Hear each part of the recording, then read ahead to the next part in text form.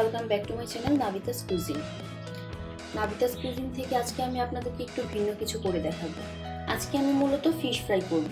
Fish fry যেহেতু দেখানোর মতো কিছুই নেই, জাস্ট নর্মালি আপনারা যেভাবে ফিশ ফ্রাই করেন আমি সেভাবেই করব। কিন্তু স্পেশাল জিনিসটা হচ্ছে সস।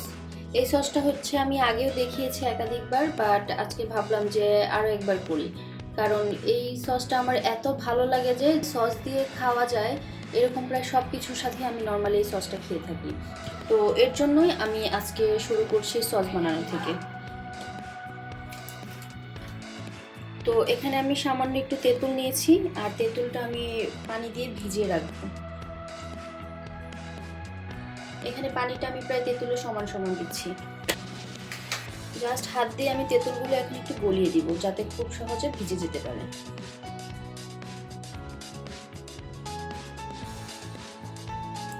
আর তেঁতুলে কিন্তু অনেক ময়লা থাকে, তার জন্য আপনারা আগে একটু তেঁতুল ধুয়ে রাখবেন।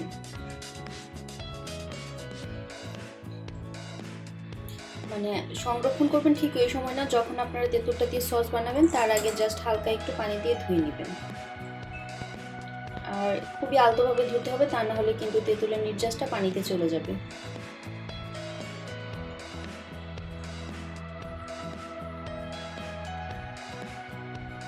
এই তো আমি ভিজিয়ে রেখেছি, এটা হচ্ছে না গলা পর্যন্ত ভিজতে থাকবে। আর আমি এখন চলে যাচ্ছি পরবর্তী প্রসেসিং। এগুলোকে আমি এখন একটা পাশে রেখে দিচ্ছি। এখন আমি একটা চপিং বোর্ড নিলাম, আর এতে নিয়ে নিলাম একটা মাছ। মাছগুলো আমি আগে থেকে খুব ভালোভাবে ধুয়ে রেখেছি। এগুলো মূলত হচ্ছে কই মাছ। মাছগুলোর ভিতরে যাতে খুব ভালোভাবে মশলা প্রবেশ করে তার জন্য আমি উপর থেকে কাট দিয়ে দিচ্ছি। এই কাটগুলো মূলত আমি মাছের কাঁটা পর্যন্ত পৌঁছানোর চেষ্টা করব, আবার এত বেশি কাটবো না যাতে করে এগুলি ভাগ হয়ে যায়। এই পাশের কাজটা যেহেতু আমি মাথার দিক উপরে রেখে নিচ থেকে উপর দিকে দিয়েছি, তাই এটা আমি এখন লেজের দিক দিয়ে নিচ থেকে উপর দিকে দিব।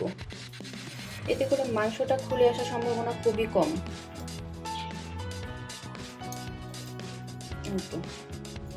একটা হয়ে গেছে, এভাবে আমি দ্বিতীয়টাও করে নিব।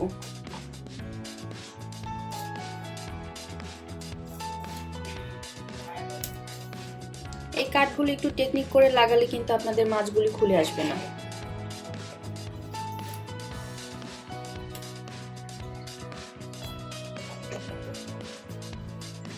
এগুলো আমি এখন আরো একবার ধুয়ে নিব। আর মাছের স্বাদ কিন্তু ধোয়াতে, আপনি মাছ যত বেশি ধুবেন আপনার মাছ দেখবেন যে খেতে তত বেশি টেস্টি হবে। তার জন্য আমি সাজেস্ট করবো আপনারা মাছ সব সময় অনেকবার অনেক বেশি পানি দিয়ে ধুয়ে নেবেন। এখন আমি এখানে মোটামুটি বড় সাইজের একটি প্লেট নিয়ে নিলাম, আর এতে একে একে মাছের পিসগুলো দিয়ে দিচ্ছি।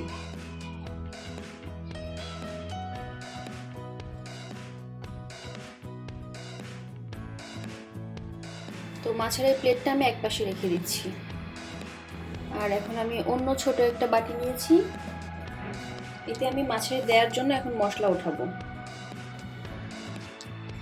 যেহেতু মাছের ফ্রাই একটু স্পাইসি খেতে ভালো লাগে, তাই 3টা মাছের আন্দাজে এখন আমি দিয়ে দিচ্ছি 1 চা চামচ পরিমাণ লাল মরিচের পাউডার। সাথে দিয়ে দিচ্ছি 1 চা চামচ থেকে কিছুটা বেশি পরিমাণ ধনিয়া পাউডার।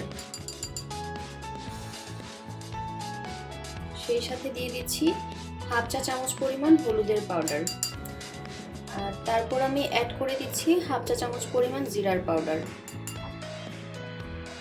এখন আমি দিয়ে দিচ্ছি পরিমাণ মতো লবণ। আর এখন আমি অ্যাড করে দিচ্ছি সামান্য একটু পানি।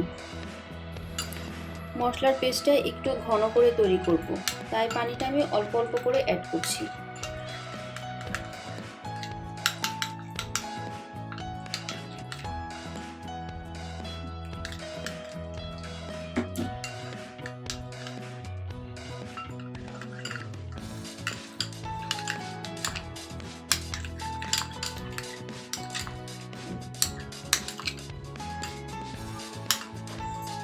এই তো খুব সুন্দর ঘন একটি পেস্ট হয়েছে। এই ঘন পেস্টটা এখন আমি মাছে লাগিয়ে নিব।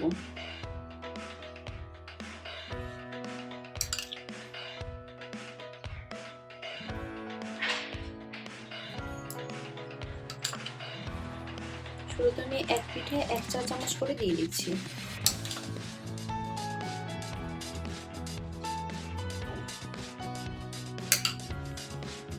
আর এগুলো এখন আমি হাতের সাহায্যে খুব সুন্দর করে মিক্স করে নিব।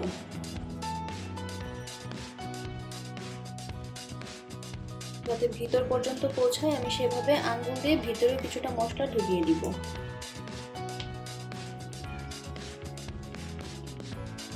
এখন আমি ঠিক একইভাবে আরো 1 চা চামচ করে দিয়ে দিব।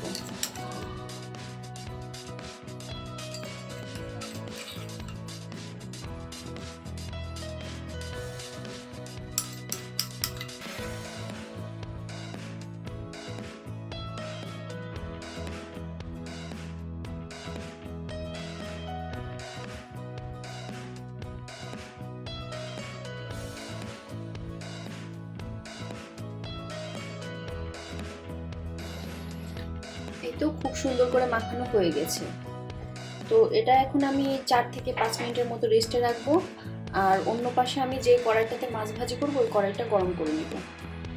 এখানে কড়াইটা আমি গরম হতে দিয়েছি, অলমোস্ট গরম হয়ে এসেছে।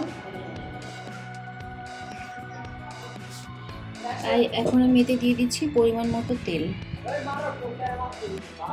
এখন আমি একে একে মাছের পিসগুলো দিয়ে দিচ্ছি।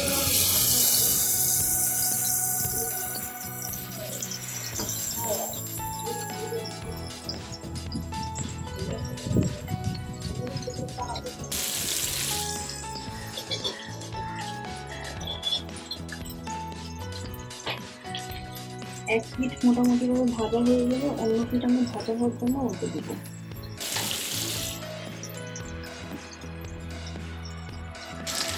মাছগুলো যেহেতু অল্প আছে ধীরে ধীরে রান্না হবে, তাই আমি এই ফাঁকে সসটা বানিয়ে নিচ্ছি। এখানে তেঁতুলগুলো অলমোস্ট ভিজে গেছে, তো এগুলো আমি একটু চটকিয়ে নিচ্ছি। এতে করে তেঁতুলের নির্যাসগুলো সম্পূর্ণরূপে পানিতে মিশে যাবে। আর এভাবে উচ্ছিষ্ট অংশটুকু বের করে নিব। আর স্বাদের জন্য এখন আমি এখানে দিয়ে দিচ্ছি পরিমাণ মতো লবণ, দিচ্ছি 1 টেবিল চামচ পরিমাণ চিনি। আমি চিনিটা একটু বেশি দিয়েছি কারণ আমার তেঁতুলের টকটা খুব বেশি। দিয়ে দিচ্ছি 1 চা চামচ পরিমাণ চাট মশলা। এখন আমি দিয়ে দিচ্ছি 1টি কাঁচামরিচ কুচি। আর সবশেষে দিয়ে দিচ্ছি সামান্য একটু চিলি ফ্লেক্স। এখন সবকিছু একসাথে খুব সুন্দর করে আমি মিক্স করে নিব।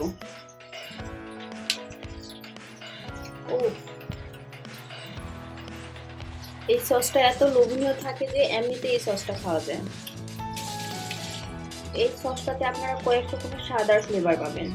এটাতে টক পাবেন, মিষ্টি পাবেন, ঝালও পাবেন। তো মেনলি এর জন্য আমার সসটা বেশি ভালো লাগে। এটা কিন্তু অরিজিনালি খুব সুন্দর চমৎকার একটি কালার এসেছে, বাট ক্যামেরাতে একটু ফ্যাকাশে দেখাচ্ছে। আমি যদি কাছ থেকে দেখাই তাহলে হয়তো একটু বুঝতে পারবেন। কিছুটা কালার এসেছে, একদম ডার্ক এরকম একটি কালার এসেছে। তো সসটা এখন রেডি। আর এখন আমরা চলে যাচ্ছি মাছের এখানে। মাছগুলো কিন্তু এর মাঝখানে আমি আরো একবার উল্টে দিয়েছিলাম। এখন দেখছি কি অবস্থা। হ্যাঁ, এই পিঠটাও খুবই চমৎকার ভাবে হয়ে এসেছে।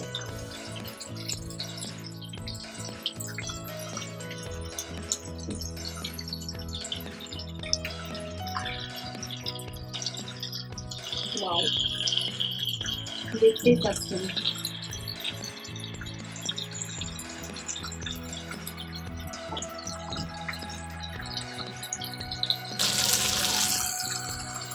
মাছগুলো কিন্তু পুরোপুরি হয়ে এসেছে। তাই এখন আমি এগুলোকে একে একে নামিয়ে নিচ্ছি।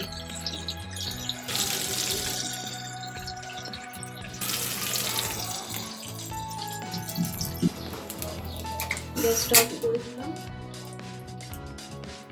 আর এই যে এটা হচ্ছে ফাইনাল লুক।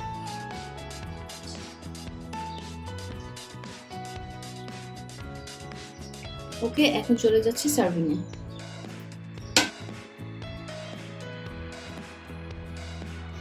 যেহেতু আমি এখন একটা পিস খাবো, তাই একটা পিসের মধ্যে আমি সস দিয়ে পরিবেশন করে নিচ্ছি।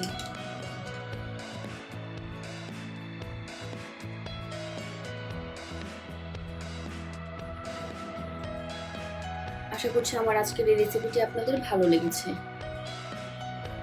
আজকের মতো তাহলে এখানেই শেষ করছি। আল্লাহ হাফেজ।